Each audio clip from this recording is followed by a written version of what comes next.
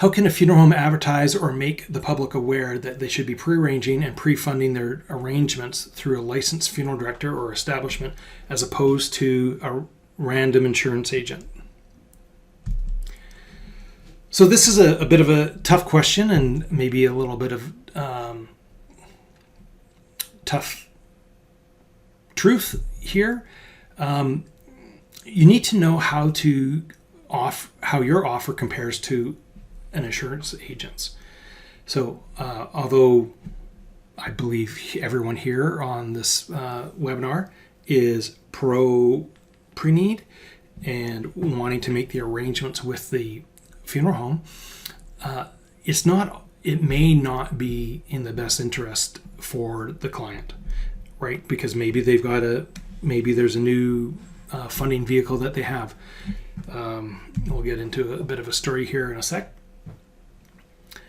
I think one thing that you can do is you can let them know that you'll record their wishes, where a licensed agent, like a life insurance agent, would not do that, and you could be more of a resource to them there.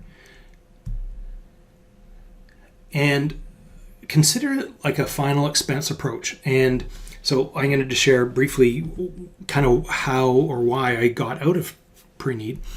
Was that this would be in like 2006, 2007, and I'd been working pre-need for just over 10 years. And what was happening here in Victoria, so Victoria, BC in Canada on the West Coast is a retirement center. So more and more people come out here to retire. And what we were finding is our average age was going up and up and up. And by the time I left, it was like 80.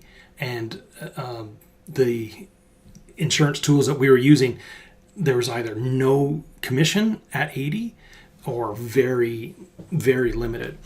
And the other problem that we were having is it was not only a retirement center, but it was, as I've mentioned, one of the highest cremation rates, if not the highest in North America. So there was no lock in the price of the casket because there wasn't many.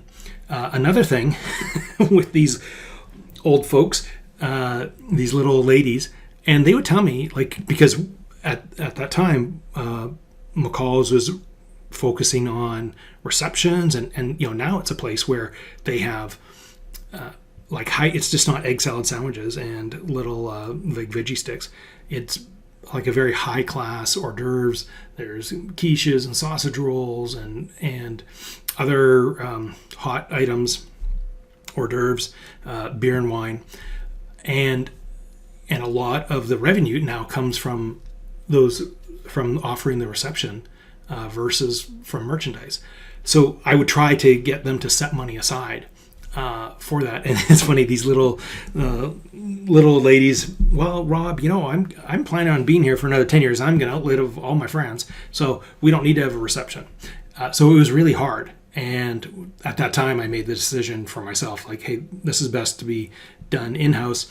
And way back then, I said, maybe final expense is a better approach, and where you would take, let them set aside $25,000, and then hopefully, and then you'd say, now, we'll need $3,000, $5,000 to cover your services, and we can cover for the celebration and reception. There could be another $3,000 or $4,000 or $5,000, and then we're going to have some other celebrations and pay for airfare.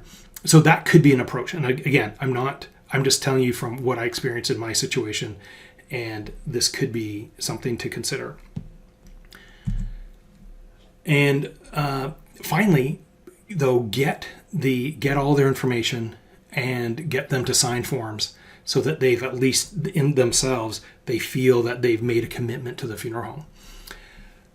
And there's in Robert Cialdini's book, Influence, The Power of Persuasion, commitment and consistency is one of the 6 weapons of influence. So if they've already made a commitment, that's going to be pretty, that could stay. And it's not a guarantee, but even a pre-funded arrangement isn't a guarantee that you're going to get that business anyway. So I'm sorry if I didn't offer the best example, but I just want to share some of my experiences that you may be facing in the future, and how to approach it in a different way.